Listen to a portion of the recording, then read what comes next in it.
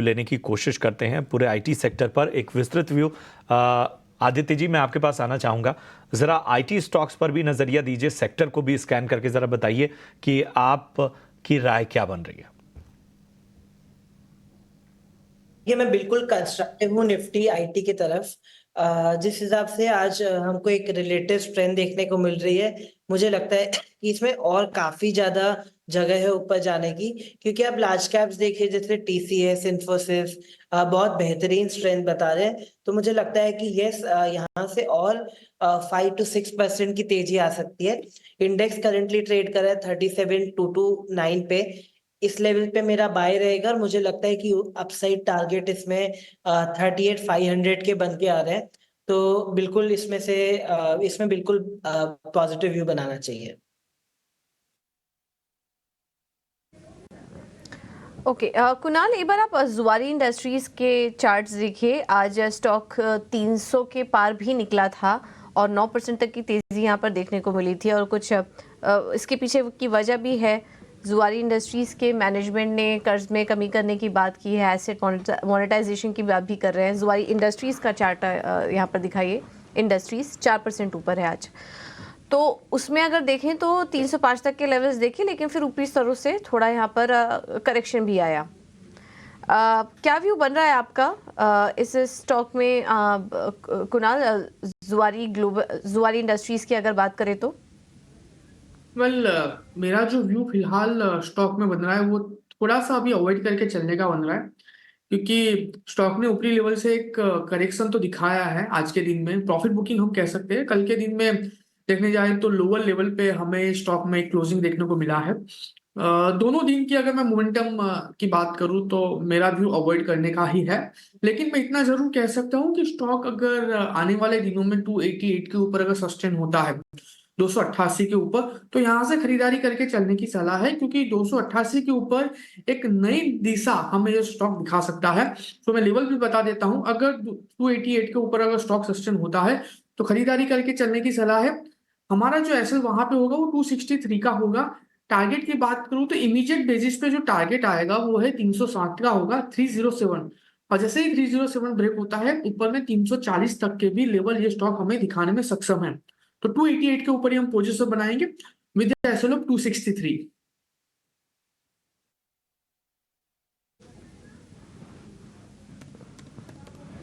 ठीक है, तो ये है सलाह इस स्टॉक पर। एक और स्टॉक देखिए आदित्य, जीएनएफसी स्टॉक में अभी थोड़ी देर पहले एक अच्छी बाइंग आई है। स्टॉक 1.5% ऊपर है, 627 के पास कारोबार कर रहा है। क्या कोई बीटीएसटी या एसटीबीटी ट्रेड आप देख रहे हैं जीएनएफसी में? पूजा जी, आपने काफी अच्छा स्टॉक ढूंढा है। इसमें पैटर्न्स काफी बेहतरीन बन रहे हैं। जीएनएफसी को बाय किया जा सकता है 627.70 में। स्टॉप लॉस लगाना चाहिए 605 का, और टारगेट है इसमें 650 से लेके 675। तो बिल्कुल पॉजिटिव नजरिया है स्टॉक पे। ठीक है, तो यहाँ पर पॉजिटिव नज़रिया, और इन सब के बीच में हम ज़रा टॉरेंट पावर पे भी एक व्यू लेंगे, उसके साथ ही बाटा इंडिया पे भी नज़रिया लेने की कोशिश करते हैं। कुणाल, ज़रा बताइए, टॉरेंट पावर में हम देखें आज अच्छी तेज़ी नज़र आ रही है, लगभग 3.25% ये स्टॉक अब तक भाग चुका है। बाटा इंडिया पे हल्का दबाव है, ज़रा उस पर भी नज़रिया दीजिए। टोरेंट पावर की बात करूँ तो एक अच्छी खासी मोमेंटम हमें देखने को मिली है। इवन कल के दिन में स्टॉक ने 1287 के अराउंड का हाई भी बनाया था एंड वहां से हमें प्रॉफिट बुकिंग देखने को मिला था। अभी फिलहाल अगर मैं स्टॉक की बात करूँ तो थोड़ा सा मेरा जो व्यू है अवॉइड करने का ही बन रहा है, क्योंकि जो वॉलेटिलिटी पिछले 2 दिन में हमें देखने को मिली है, जब तक वो सेटल डाउन नहीं हो जाता हमें एक प्रॉपर एसएल भी वहां पे नहीं देखने को मिल सकता। तो ये वॉलेटिलिटी एक बार सेटल डाउन हो जाती है उसके बाद हमें क्लियर डायरेक्शन पता चलेगा। एंड अगर मैं बाटा की बात करूं, बाटा फिलहाल 1439 के अराउंड ट्रेड कर रहा है, और मेरा व्यू बाटा को लेके पॉजिटिव साइड का है, क्योंकि स्टॉक ने बॉटम पे ही हैमर कैंडलस्टिक्स फॉर्मेशन बना दी है। प्लस नीचे में 1380 के पास स्टॉक ने पहले भी बॉटम बनाया था, अगर मैं बात करूं मार्च 2023 में, और वहां पे सपोर्ट लेके स्टॉक ने वन में हमें ऊपर में 1750 तक के लेवल दिखाए थे। सो व्यू मेरा फिलहाल बाटा को लेके पॉजिटिव ही है। नो डाउट पिछले 4-5 दिनों से स्टॉक साइडवेज में है, लेकिन जल्द ही ये साइडवेज मोमेंटम का स्टॉक ब्रेकआउट भी हमें दे सकता है। सो फिलहाल स्टॉक अभी 1439 के अराउंड है, खरीदारी करके चलने की सलाह है। लोअर लेवल पे 1380 का हम यहाँ पे एसएल मेंटेन करके चलेंगे। टारगेट 1485 का पहला रहेगा और जैसे ही 1485 क्रॉस होगा 1560 का भी टारगेट ये स्टॉक हमें दिखा सकता है। ये नजरिया फिलहाल बाटा इंडिया और इसके साथ ही टोरेंट पावर पे। चलिए कुछ और स्टॉक्स को अपने रडार पर लेकर आते हैं और इन सब के बीच में ज़रा हम देखें एचडीएफसी बैंक में आज लगभग 2.5% की तेज़ी नज़र आ रही है और हम इंडेक्स की बात करें तो आज बैंक से सहारा भी मिल रहा है। आईसीआईसीआई बैंक में भी तेज़ी बरकरार है, करूर वैश्य बैंक में भी आज तेज़ी का मोमेंटम बना हुआ है। तो एचडीएफसी बैंक, आईसीआईसीआई बैंक और करूर वैश्य बैंक, इन तीनों पर नजरिया आदित्य आपसे चाहेंगे। बिल्कुल प्रशांत जी, देखिए पहले तो मैं डिस्क्लेमर देना चाहूंगा कि एचडीएफसी बैंक और आईसीआईसीआई बैंक पे हमने पॉजिटिव राय दी है हमारे क्लाइंट्स को आज ही। तो coming back to the question, मुझे लगता है कि बहुत पॉजिटिव पैटर्न बन रहे हैं एचडीएफसी बैंक में। जिस हिसाब से हम स्टडी करते हैं, इस टाइप के पैटर्न्स बहुत टाइम में नहीं बने। जो करेक्शन आया था, स्टॉक कितनी बार अटेम्प्ट कर रहा था तेजी का, पर वो फेल हो जाता। बट अभी जो लेवल पे टिका हुआ है वो अपने मेजर रेजिस्टेंस लेवल पे टिका हुआ है। तो जो भी कॉल राइटर्स हैं वो उनको बहुत दिक्कत हो सकती है and they could run for cover. उसकी वजह से एचडीएफसी बैंक में लंबी चौड़ी तेजी भी आ सकती है। तो पैटर्न्स बुलिश है, डेटा पॉजिटिव है एचडीएफसी बैंक में, इसको बाय किया जा सकता है। 1461 में स्टॉप लॉस लगाना चाहिए इसमें 1430 का, और इसमें टारगेट रहेंगे आपके 1490 से लेके 1530। तो बिल्कुल पॉजिटिव नजरिया है एचडीएफसी बैंक पे। सिमिलरली मुझे लगता है आईसीआईसीआई बैंक में भी बहुत पॉजिटिव पैटर्न्स बन रहे हैं। आज के शेकआउट के बाद स्टॉक एक अच्छी तरीके से स्टेबलाइज करने की कोशिश कर रहा है।